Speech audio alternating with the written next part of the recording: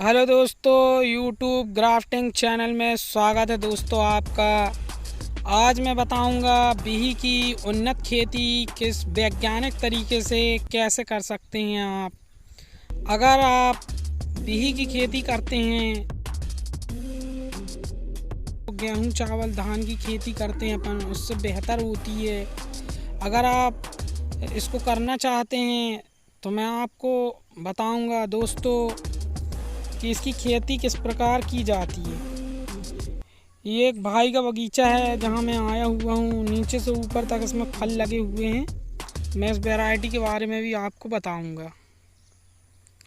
दो इस तरीके से दोस्तों आप भी लगा सकते हैं बिही और उसकी फार्मिंग कर सकते हैं, जैसा कि मैं दिखा रहा हूँ आपको। इस तरीके से ये फल आए हुए हैं।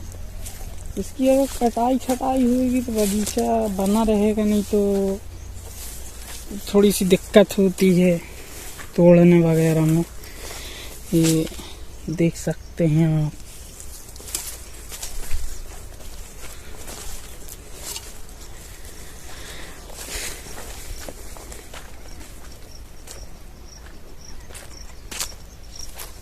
दोस्तों, किसी भी प्रकार की मिट्टी में, जलवायु में गोवा का पौधा विकसित हो सकता है।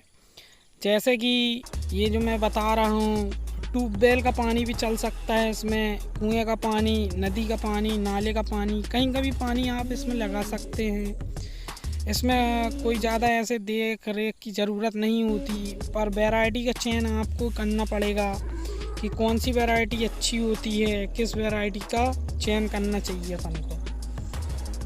आगे और मैं दिखा रहा हूँ, आप देखिए। ये पूरा बगीचा है एक भाई का लगा हुआ।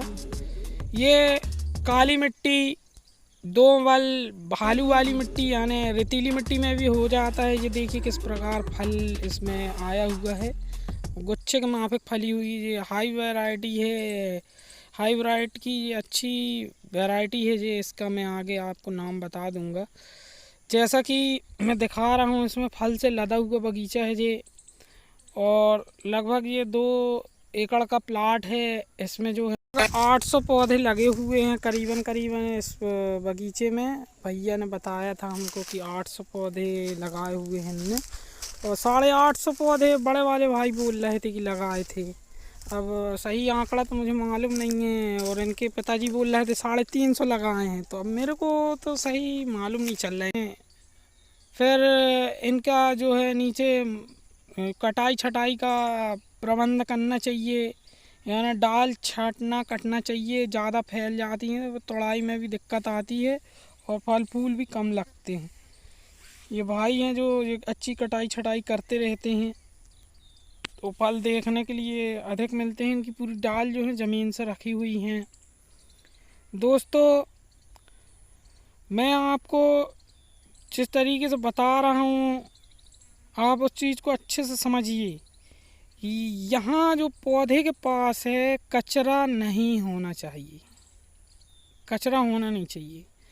ये साफ़ है। ये ग्रीन ग्रीन जो घास दिख रही है, काट के वो लोग साफ़ भी करते रहते हैं। यहाँ ज़्यादा कचरा नहीं है, क्योंकि ग्रीन होने के कारण वो ज़्यादा कचरा समझ में आ रहा है। एकदम क्लीन जगह है वो। भाई का ट्रैक्टर वगैरह भी चलाता रहता है। इसमें अपन जो है गोभी की सब्ज़ी भी ले सकते हैं। इसमें लहसुन, प्याज, अदरक छोड़ के सब फसलें इसमें ले सकते हैं अपन। हल्दी वगैरह भी ले सकते हैं। अदरक का क्योंकि तापमान ज़्यादा तेज़ होता है, इसलिए मैं अदरक की सलाह नहीं दूंगा। क्योंकि भाई ने एक बार यहाँ पे अदरक लगाया था, तो इसके काफ़ी पौधे सूख गए हैं बगीचे में, जिसकी वजह से उसको बहुत लॉस हुआ है। उसके काफ़ी पौधे जो सूख गए हैं, मैंने वो पौधे शायद इसमें लिए नहीं है, वीडियो में दिखाने की कोशिश करूँगा कितने पौधे सूखे हैं।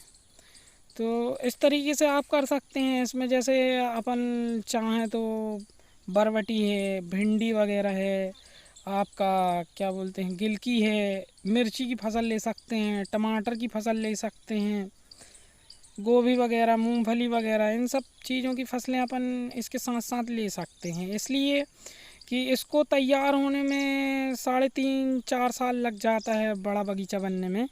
क्योंकि फर्स्ट में ये 6 महीने में तो फसल देने लगती हैं ये वैरायटियाँ।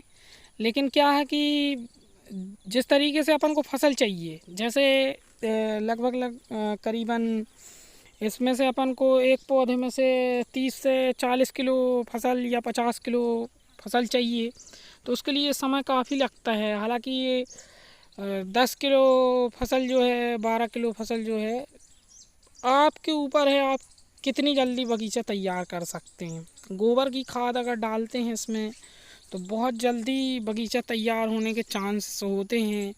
ये करीबन, हाँ, ये 5 साढ़े 5 साल पुराना ये बगीचा है भाई का। और बहुत ऐसा लग रहा है देखने में कि काफ़ी पुराना है, क्योंकि उनके यहाँ जो भैंसे वगैरह हैं उसकी पूरी खाद तो वो लोग ला के यहाँ पे छिड़काव कर देते हैं। ये 2 पौधे आए थे और पूरा लाइन से लगा हुआ है।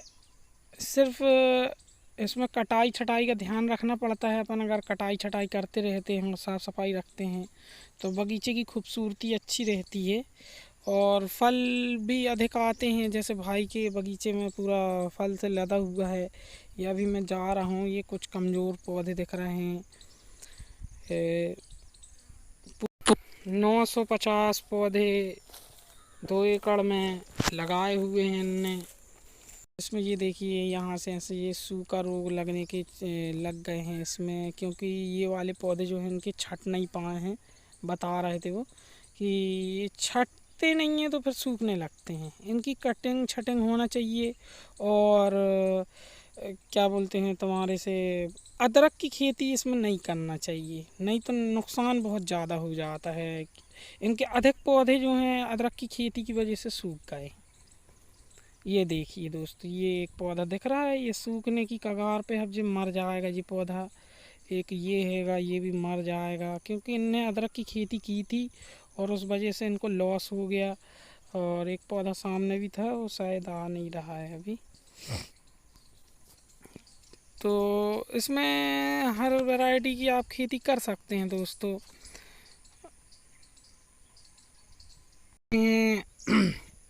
वैरायटी के बारे में तो BRN वैरायटी जो होती है हाइब्रिड की, बहुत अच्छी प्रजाति की भी मानी जाती है गोवा। BRN जो वैरायटी होती है, वाइट BRN इसको बोला जाता है, इस बिही को। इसमें खासियत ये है कि इसका फल जो है आधा किलो तक का फल, आप 1 किलो तक का 800 ग्राम तक का इसका फल हो जाता है। लेकिन अपन को इतना बड़ा नहीं करना है, क्योंकि किसी को 1 पाव और किसी को 1 किलो में 4 या 6 पीस चाहिए। तो मीडियम साइज के साइज जो अमरूद होते हैं वो अच्छे से बिकते हैं। इसमें मैंने देखा भी हूँ पहले भी आके, लगभग 800-900 ग्राम तक का फल देखा हूँ मैंने। ये बहुत जीरो साइज अभी दिख रही है, जब इसका बड़ा हो जाएगा तब भी मैं आपको दिखाऊंगा।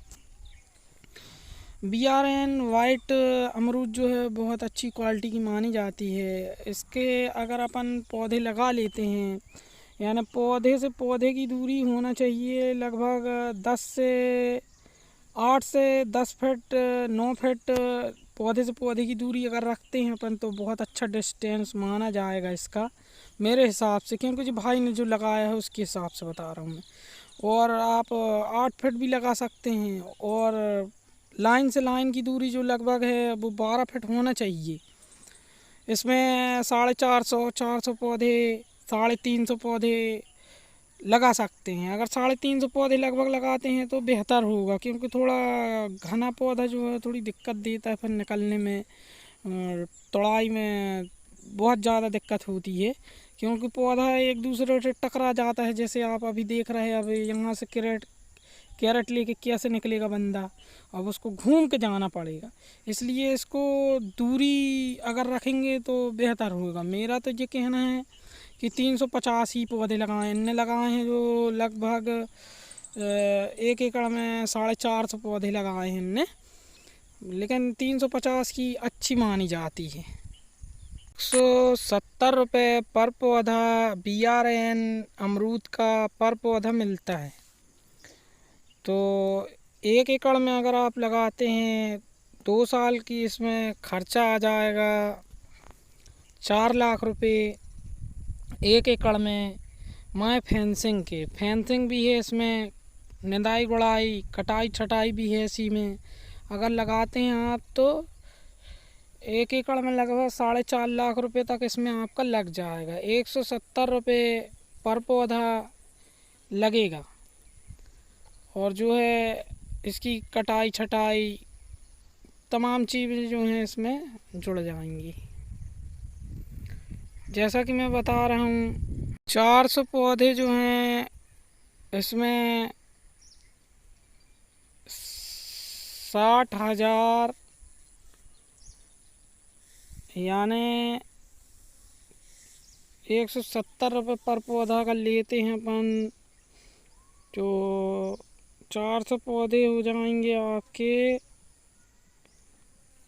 60,000 68,000 रुपये के आपके इसमें 400 पौधे हो जाएंगे। और लेबर खर्चा वगैरह 2 लेबर इसमें परमानेंट आपको 2 साल तक लगेगी। 1 एकड़ में 1 लगाओ या 2 लगाओ या 5 एकड़ लगाओ, वो तो लगना ही लगना है। ये मैं एक मोटा मोटा अंदाज बता रहा हूँ।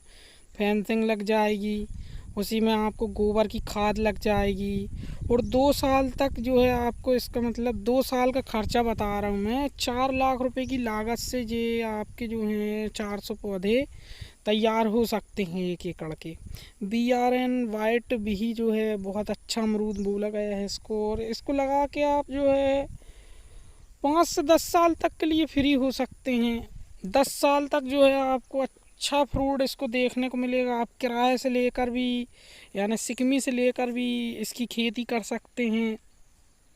किसी खेती वाले से आप इसमें पौधे रोपण के लिए किराए से ले लें और जो है कि उससे एक मतलब एग्रीमेंट करवा लें कि भाई हम इतने साल तक रहेंगे। या जैसा आपने देखा कि यार मेरे को 10 साल रहना है, तो 8 महीने का 8 महीने या 9 महीने का उससे एग्रीमेंट करवाते रहें। हालांकि तुम्हारी बात ऐसी होना चाहिए कि हमको 10 साल करना है या 7 साल करना है ना। तो आप इतना पैसा लगाएंगे इसमें, तो अभी ऐसा तो है नहीं है कि 2-3-4 साल में छोड़ दें, क्योंकि 4 साल में तो ये बगीचा अच्छा खासा बनता है। पर 6 साल आपको इसका प्रोडक्शन लेने में लग जाएगा। फिर अगर इसी के बीच में अगर ये फसल ले लेते हैं आप, वैसे तो उपजाऊ ज़मीन बन जाती है इसकी खेती करने के बाद बहुत अच्छा। फिर बाद में जो है खेती किसानी के लिए ये ज़मीन तैयार हो जाती, क्योंकि इसकी उर्वरक क्षमता बढ़ जाती है। जो पत्ता वगैरह गिरते हैं इसी में इसके झाड़ के, तो कोई भी फसल फिर लोगे इसको अगर अलग करके तो उपजाऊ बन जाती है। अगर ऐसी कोई भूमि है, कोई किराए से देना चाहता है, तो उससे एक एग्रीमेंट करवा लें आप कि हम इतने साल को लेना चाहते हैं, और उसको हर 8-9 महीने का पैसा जो है साल पे दें या इकट्ठा दे दें। वैसे तो अपनी ज़मीन पे करेंगे तो बेहतर है। वैसे अब इतना आदमी कहाँ कर पाएगा कि इतनी महंगी ज़मीन में कैसे कर लेगा। ये है कि 8 से 10 साल 12 साल 15 साल आप इसकी खेती कर सकते हैं। काली मिट्टी, भूरी मिट्टी, रेतीली मिट्टी, पहाड़ के किनारे है, पथरीली मिट्टी में भी इसकी खेती हो सकती है। जैसा कि इसमें देखा जा रहा है पौधे की आप अगर कटाई छटाई करेंगे तो इस तरीके से फल आएंगे और पूरा लदा रहेगा। समझ लो एक गुच्छे की तरीके से भैया का जो है पूरा बना हुआ है, और बहुत खूबसूरत बगीचा लगा ये। तो मुझे देखकर मेरा दिल खुश हो गया। और सिर्फ बस इसमें न्यूट्रन अदरक खींच लेता है, उसकी वजह से सूख जाता है। तो इसका ध्यान रखें आप। अदरक की खेती कभी ना करें, प्याज ले लें, और ऐसी कोई खेती ना करें जो इससे ऊपर चली जाए। जैसे अपन ने पौधा लगाया, और पौधा लगाने के बाद आप ज़मीन ऐसे ही नहीं छोड़ोगे, क्योंकि मज़दूर लगे हैं उनका भी निकालना है। तो आप कोई भी फसल करते हैं, जैसे बेल वाली फसलें हैं, लौकी, कलेरा, कद्दू, ये सब है, मूली, गाजर वगैरह, कोई भी ऐसी फसल ले सकते हैं। अदरक को छोड़ के आप हल्दी वगैरह सब ले सकते हैं। इसके साथ साथ जैसे आप चाहते हैं तो पपीता की खेती भी कर सकते हैं।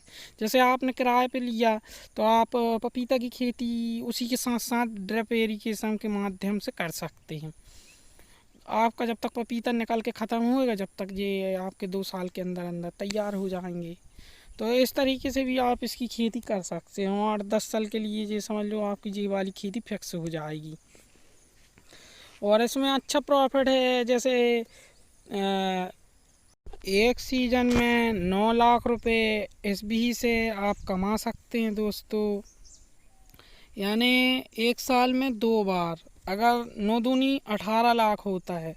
अगर 2 बार अगर अपन निकाल लेते हैं तो जैसे अगर इसके 450 पौधे 1 एकड़ में लगाए जाएं या 400 पौधे लगाए जाएं, और समझ लो इसका वैसे प्रोडक्शन कंपनी बोलती है कि 20 केजी एक पौधे से निकलना चाहिए, लेकिन मैं तो जिस तरीके से इसके फल और देखा हूँ, मतलब ये आगे का बता रहा हूँ मैं, स्टार्टिंग का नहीं, बड़े पौधे की बात कर रहा हूँ। स्टार्टिंग में तो 20 केजी निकलेगा। इसका लगभग करीबन करीबन 40 से 50 किलो पर पौधा में निकलना ही निकलना है। 40 से 50 केजी निकलना ही निकलना है। तो 9 लाख रुपए एक सीज़न में, अगस्त में और अक्टूबर नवंबर दिसंबर में ये भी 2 फसलें देती है जी BRN भी जो है। बस इसमें लगान के और आपको थोड़ा इसका रख रखाव इसी तरीके करना है, जैसे फेंसिंग हो, बकरी से बचा लें, बकरा बकरी ना खाएं, और बंदर वगैरह से थोड़ी इसमें एक चीज़ और है, चमगादड़ परेशान करती है, तोता वगैरह। तो उसके लिए भी एक अच्छा फार्मूला है कि इसमें सायरन वाले जो है वो लगा सकते हैं अपन, तो उससे अपनी बचत होती है। और इसकी खेती करके दोस्तों आप, मैंने बताया कि 9 लाख रुपए एक सीज़न में, यानी 18 लाख रुपए। बस मेहरबानी यही करें कि इसमें अदरक की खेती किसी की बात में आके ना करें, नहीं तो नुकसान जैसे भैया का हुआ है वैसे आपका भी हो सकता है। इसलिए इसमें तो छोटी फसलें ले लें आप 1-2 साल, और इसके बाद जो फिर पौधों में ज़्यादा छेड़छाड़ ना करें, सिर्फ कटिंग छटिंग करते रहें, तो उसमें फ्लावरिंग वगैरह अच्छी आती रहती है और फ्रूट से लदा रहता है पौधा। और 2, वैसे लोग 3 बार लेते हैं फसल, लेकिन मेरा कहना है कि थोड़ा रेस्ट भी देना चाहिए पौधे को। हाँ, BRN वैरायटी की एक खासियत है कि ये 40 से 50 साल तक कंटिन्यू चल सकती है बिही, अगर इसका चयन करते हैं किसान साथियों।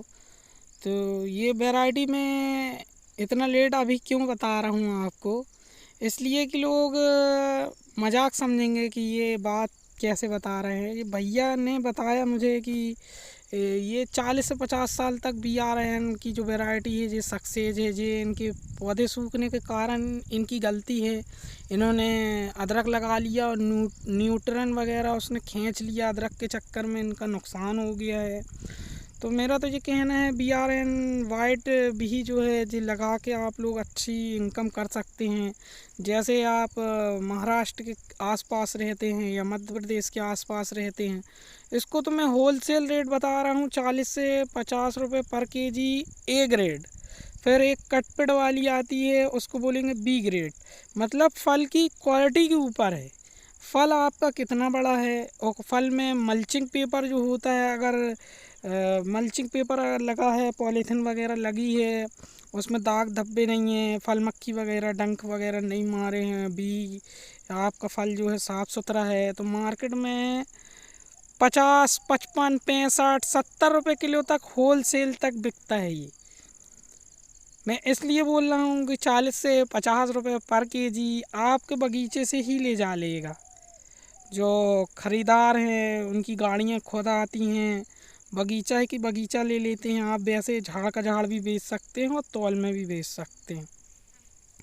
नागपुर में इसका बहुत रेट रहता है, महाराष्ट्र में इसका बहुत रेट रहता है, जैसे बॉम्बे वगैरह में भी इसका जाता है। और इसकी एक सबसे बड़ी खासियत ये है कि ये BRN भी जो है इसका कलर नहीं उतरता। इसको 4-5 दिन तक ये वैसा ही रहेगी, तोड़ने के बाद 4 से 5 दिन तक इसका कलर नहीं उड़ता। कलर इसकी ये खासियत है कि ये उतरती नहीं है बिही। जो अपनी लोकल वाली बिहियाँ होती हैं ये उतर जाती हैं, 1 ही 2 दिन में मुरझा जाएंगी, तुतला जाएंगी, लेकिन इसकी ये एक विशेषता है।